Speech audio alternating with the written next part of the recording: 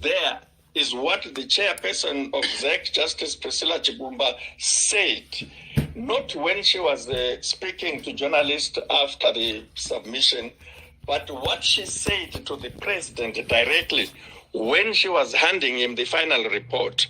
She said, and I'm quoting verbatim, "Your Excellency, in terms of section 161, subsection 1 of the Constitution, the concerns which you forwarded to us from Parliament and yourself have been adhered by the Commission, and these are our responses, and this is the hard copy, which is the result of us giving effect to those concerns," close quote.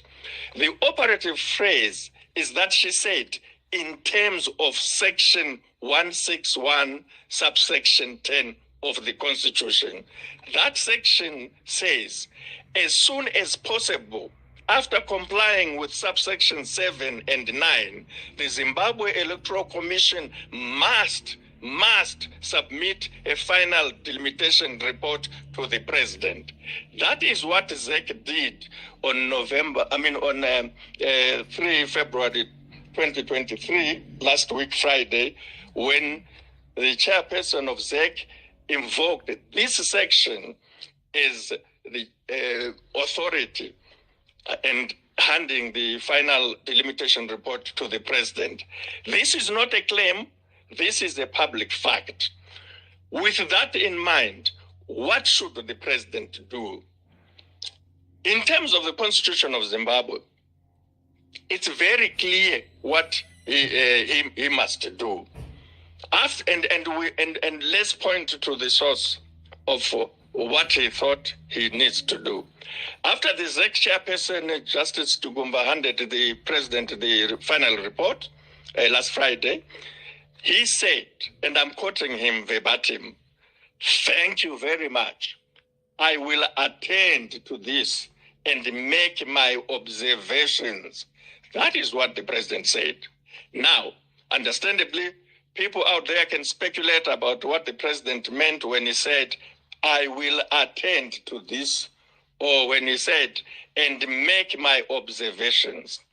The speculation is, however, unnecessary, and conclusions from that speculation are irrelevant because the Constitution is unambiguously clear about what the president must do, not what he may do as of the 3rd of February 2023. What he must do, and this is in section 161, subsection 11 of the Constitution, which says, within 14 days after receiving the Zimbabwe Electoral Commission's report, the president must, not may, must publish a proclamation in the Gazette declaring the names and boundaries of the wards and constituencies as finally determined by the Commission.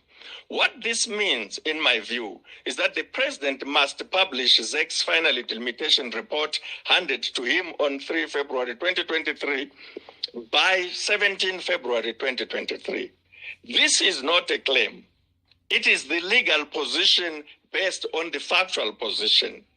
My conclusion, in the circumstances, those who are challenging the legal position arising from the factual position have the obligation to explain themselves. Their stance is at odds with public facts and with the Constitution. As such, their stance comes across as a palpable attempt to usurp the powers of ZEC as a Chapter 12 institution, an independent constitutional body, which, in terms of Section 235, subsection 1A, is, I quote, not subject to the direction or control of anyone. And this is something which the rogue commissioners need to understand. To send a dear anti-Rhoda letter complaining about what's going on to ZEC, inviting people to come to rescue them, is a violation of Section 235 of the Constitution, especially subsection 1A. Be this as it may, let me conclude by proffering an explanation why there is an apparent and rather brazen attempt to subvert the Constitution by usurping the powers of ZEC in relation to the process of finalizing the delimitation exercise. First, it appears there are some in government, mandarins in government, especially in the Ministry of Justice, Legal and Parliamentary Affairs, who are working with these, or some, if not all, of the rogue ZEC commissioners. And those mandarins, in my view, either want to smuggle some content into the final report under the false pretext that what was submitted to the president is a revised draft final report or whatever else they are calling it other than final report. Now, a draft final report is oxymoronic, and it's a phrase that you will not find anywhere in the Constitution. So maybe this is to try and find an opportunity to smuggle something into the draft. That's one possibility I see.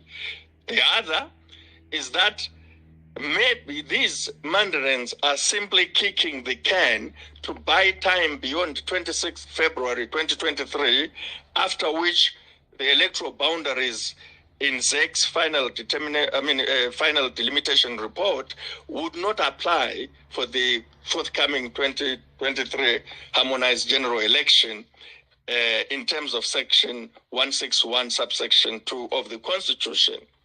Whatever the case, Comrade Moderator, the distractions from a political point of view are not helpful. They are damaging, particularly to ZEC. They are presenting a picture of ZEC or a ZEC that is not ready for the elections. A ZEC that is prepared to pander to the whims and caprices of the politicians.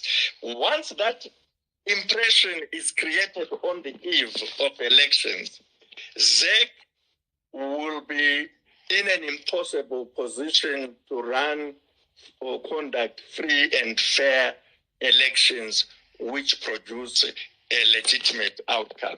It is for this reason that I think ZEC on this occasion deserves our ear, deserves public support on the process issue, bearing in mind that process shapes content.